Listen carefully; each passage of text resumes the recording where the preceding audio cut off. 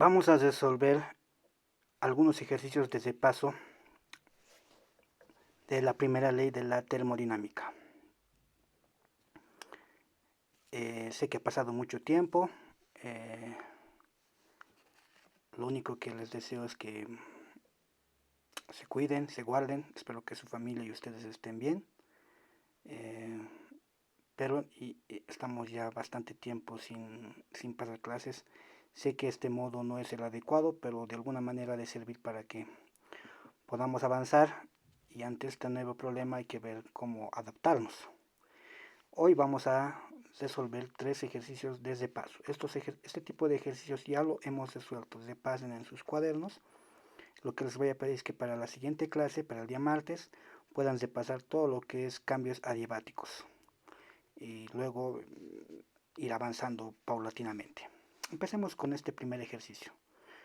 Nos dice que un milimol de dióxido de carbono se comprime en la ciudad de La Paz a presión atmosférica constante de 10 a 2 centímetros cúbicos. En este proceso, 0,8 joules de energía salen del gas por calor. Entonces empecemos por el inciso A. ¿Qué es lo que nos pide? ¿Cuál es el trabajo realizado sobre el gas? Trabajo.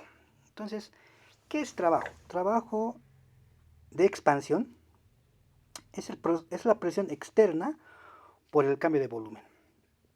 La presión externa será la presión atmosférica en La Paz, que es de 495 milímetros de mercurio. Cambios de volumen. El cambio de volumen será volumen final menos volumen inicial. Volumen final es 2 centímetros cúbicos, volumen inicial 10 centímetros cúbicos. Convirtiendo a litros, tendremos 0,02 menos 0,01 litros. El resultado tendríamos en milímetros de mercurio por litro, lo cual no es unidades de energía. Para que sea unidades de energía, tenemos que elevar o a calorías o a joules. ¿Cómo elevaríamos a cualquiera de esos? La forma más fácil y corta es utilizando la constante R de los gases. De acuerdo a la constante R de los gases, 8,314 joules equivale a 62,4 milímetros de mercurio por litro. Con ese factorcito podemos llevar que el trabajo es de menos 0,528 joules, trabajo de expansión. En este caso sería compresión por valor negativo. Y el enunciado también lo ratifica, se comprime. Por eso el trabajo estamos obteniendo negativo. Inciso B. ¿Cuál el cambio en su energía interna? De acuerdo a la fórmula de la primera ley, la fórmula maestra, nos dice que el cambio de la energía interna es igual al calor menos el trabajo. Calor ya nos dan porque dice en el enunciado que en este proceso 0,8 joules de energía salen del gas por calor. Esa palabra salen es clave porque eso nos indica que es exotérmico. Por eso debemos de colocar negativo. Menos 0,8 joules. Menos el trabajo que también era negativo. Obtendremos que la energía interna para este proceso de compresión es de menos 0,272 joules de energía. Inciso C. Si se empieza con 20 grados centígrados este proceso de compresión, ¿cuál será la temperatura al terminar? Como ya tengo el valor del cambio de la energía interna, usamos ese, ¿no? Cambio de energía interna es igual a la capacidad calorífica a volumen constante por el cambio de temperatura. Despejamos el cambio de temperatura, que será el cambio de la energía interna menos 0,272 joules entre la capacidad calorífica volumen constante. Como estamos teniendo un milimol de dióxido de carbono, el dióxido de carbono es un gas poliatómico. Por aproximación equivale a 3 veces la constante. Por eso aquí estamos colocando 3 por 8,314 Joule Kelvin mol. Y como es un milimol, 10 a la menos 3 moles. El cambio de temperatura será de menos 10,9 Kelvin. Eso significa que la temperatura está disminuyendo en menos 10,9 Kelvin o menos 10,9 grados centígrados. No olviden que la resta en Kelvin es lo mismo que la resta en grados centígrados. Como me pide la temperatura final y hay un proceso de disminución, entonces habrá que restar 20 grados centígrados con lo que se está empezando, con lo que está disminuyendo, está bajando menos 10,9 grados centígrados o Kelvin. En este caso nos conviene grados centígrados. Entonces la temperatura final será 9,1 grados centígrados. A esa temperatura concluirá este proceso de compresión. Entonces lean siempre bien el enunciado y luego vayan viendo qué modelo matemático se adapta al problema. Siguiente. Un mol de nitrógeno gaseoso, inicialmente a 20 grados centígrados y 10 centímetros de mercurio de presión, sufre una transformación en dos etapas. Para cada etapa y para el cambio total, calcúlese calor, trabajo, cambio de energía interna, cambio de entalpía. Entonces, a ver, ¿qué nos pide para la etapa 1? La etapa 1 dice que hay un proceso de expansión isotérmico reversible hasta 2 veces el volumen inicial. Aquí la palabra clave es isotérmico reversible. Entonces, si es isotérmico, el intercambio de calor a temperatura constante es igual al trabajo para un proceso isotérmico.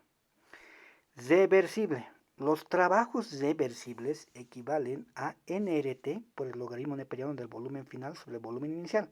Por lo tanto, con esta única fórmula podremos calcular tanto el calor, el intercambio de calor, como el trabajo de expansión que se realiza. Tengo un mol de nitrógeno, tengo la constante R, la temperatura es 20 grados centígrados. Aquí, como se expande hasta 2 veces el volumen inicial, el volumen final será 2 veces volumen inicial, entre volumen inicial que se simplifica, me quedará logaritmo neperiano de 2. Por lo tanto, el calor y el trabajo para esta etapa 1 es de 1688 joules de energía.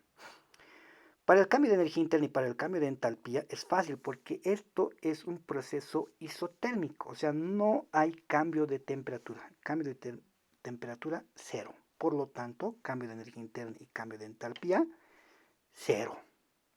Porque para que existan cambios de energía interna y cambios de entalpía, la temperatura tiene que modificarse. En este caso, como no hay modificación de temperatura, así de simple. Etapa 2. Empezando en el estado final de la etapa 1 y manteniendo el volumen constante, se eleva la temperatura a 80 grados centígrados. Aquí la palabra clave es volumen constante. Los trabajos de expansión es igual a la presión externa por el cambio de volumen, pero como no existe cambio de volumen, pues es a volumen constante, el trabajo es nulo, no existe trabajo. Cambio de energía interna es igual a la capacidad por el cambio de temperatura. Como estamos hablando de nitrógeno, que es un gas diatómico, aproximadamente la capacidad calorífica a volumen constante para un gas diatómico es 5 medios de la constante R. Cambios de temperatura. Temperatura final 80, temperatura inicial 20 grados centígrados. Vamos a repetir. Restas en Kelvin es lo mismo que resta en grados centígrados. O sea, el cambio de temperatura es 60 Kelvin o 60 grados centígrados. Es lo mismo. Si hay cantidad de materia, se multiplica por cantidad. Y nos dice que es un mol. Entonces multiplicamos por un mol. Por lo tanto, el cambio de la energía interna será de 1247 joules de energía. Muy parecido para el cambio de entalpía, solo que ahora es capacidad calorífica a presión constante. Y para un gas diatómico es 7 medios de R. Por lo tanto, obtenemos que la entalpía es 1746 joules. Utilizando la fórmula maestra de la primera ley, que el cambio de la energía interna es igual a calor menos el trabajo, y el trabajo es cero, y además, por otro lado, el intercambio de calor a volumen constante es igual a la energía interna, o sea, por doble ruta, por cualquier ruta, al final obtenemos que el calor es igual al cambio de la energía interna. Entonces, el calor vale lo mismo que la energía interna, 1247 joules. Para el cambio total, lo único que debemos de hacer es sumar la etapa 1 más la etapa 2. Así el calor será 2935 joules, el trabajo 1688 joules, el cambio de la energía 1247 joules y el cambio de la entalpía 1247 joules. Estos valores verifiquen. Si es que en alguno saliera distinto, me comunican en la siguiente clase. Ejercicio 2, o el último mejor dicho, perdón. Este es un poquito más complicado que los anteriores, pero con un poco de análisis se resuelve de manera simple. Nos dice que tenemos 25 gramos de agua a 20 grados centígrados y este se calienta a una atmósfera, o sea, esa es la presión constante, hasta su completa evaporación. Nos piden calor, trabajo, cambio de energía interna, cambio de entalpía para este proceso. Ustedes saben que el agua a una atmósfera hierve a 100 grados centígrados y la entalpía de vaporización es de 40,6 kJ. En nuestras condiciones, por ejemplo, aquí en La Paz, que estamos a menos de una atmósfera, por lo tanto el agua ebulle a menos de 100 grados centígrados, por lo tanto también la entalpía cambia. ¿Cómo se hace esa corrección? Se hace con la ley de Kirchhoff. Eso lo vamos a ver cuando estemos a punto de terminar termoquímica, en la ley de Kirchhoff. Vamos a ver cómo se corrige estas entalpías. Por el momento haremos a nivel del mar, luego lo podemos llevar a nuestras condiciones cuánto será la entalpía de vaporización del agua aquí en la altura. Lo vamos a desglosar en dos partes, porque tengo agua líquida a 20 y quiero agua vapor a 100. Entonces, primeramente voy a mantener en un solo estado líquido, de 20 a 100. Esto corrijan, por favor. Aquí está 25, pero es a 20. ¿Listo? Esto corrijan de 25, corrijanlo a 20. Esta será la etapa que tengo que calcular. Primera etapa, luego vamos a ver la segunda etapa. Una vez que tenga el agua líquida a 100, lo voy a hacer la transición de fase de agua líquida a agua vapor o gas. Para sólidos y líquidos, porque aquí tengo agua líquida y agua líquida que cambia de 20 a 100, sigue siendo agua líquida. El cambio de la energía interna y el cambio de la entalpía tienen casi el mismo valor. ¿Por qué? Porque las capacidades caloríficas también son casi iguales. Para hacer el cálculo exacto necesitamos las constantes de dilatación y otras constantes y podríamos calcular de manera exacta cuántos, pero por cuestiones prácticas podemos asumir que tiene el mismo valor, que en este caso para el agua líquida el calor específico es 4,184 Joule gramo grado centígrado. Ese va a ser el valor que vamos a tomar como si fuera su capacidad calorífica a volumen o a presión constante, porque el agua líquida no se expande ni se comprime fácilmente. El cambio de temperatura, vamos a llevar temperatura final 100 y temperatura inicial 20 grados centígrados. Multiplicamos, por lo tanto, la energía interna y la entalpía será de 8.368 joules para esta primera etapa, primer paso. Los trabajos de expansión ya habíamos visto que son la presión externa por cambios de volumen, pero en sólidos y líquidos se considera que estos tienen volumen propio, obviamente en un rango óptimo de presión, porque si se eleva demasiado la presión, obviamente tanto sólidos y líquidos van disminuyendo o aumentando su volumen. Pero en un rango óptimo, que en este caso hasta 100 grados, se podría asumir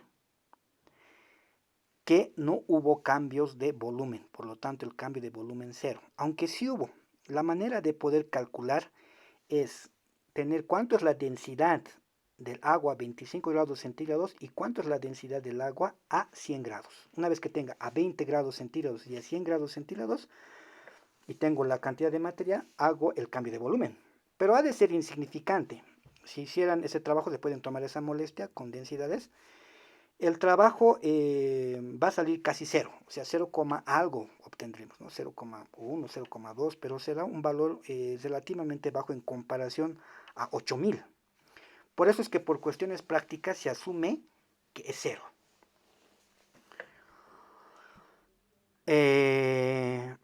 Utilizando la fórmula maestra que el cambio de la energía interna es igual a calor menos el trabajo, como el trabajo es cero, entonces el calor valdrá lo mismo que la energía interna, 8368. Pero ya les digo, si quieren ser exactos, calculan, pero aquí seguramente obtendrán 0,2, no ha de influir significativamente en este que es 8368 joules. Bueno, ya tengo el agua líquida caliente, está ya calientito a 100 grados centígrados. Lo que vamos a hacer ahora es transición de fase, de líquido a gas. Y este es el calor que se requiere para ese proceso. Entonces, pues la entalpía es la entalpía de transición de fase, eso no hay donde perderse. Lo único que hay que hacer es factores de conversión. 25 gramos, un mol de agua pesa 18 y un mol necesita 40.600 joules o 40,6 kilojoules. Signo, aquí hay que tener mucho cuidado. Este proceso de evaporación es endotérmico, no es exotérmico, porque si fuera exotérmico habría que colocar negativo, y entonces este valorcito tendría que ser negativo. Pero este proceso de evaporación, vuelvo a recalcar, es endotérmico. El proceso reverso, o sea, el de condensación, sí es exotérmico. Entonces, en ese caso, sí habría que colocar signo negativo, y sería no positivo, sino sería valor negativo. Bueno, en ese caso, el calor o la entalpía vale 56.390. Ahora, ¿por qué dice que valga también el calor? Porque este proceso de evaporación se va a hacer a una atmósfera, no se va a modificar la presión atmosférica, entonces va a ser a presión constante. Y el intercambio de calor a presión constante es el cambio de entalpía. Por eso ambos valen lo mismo.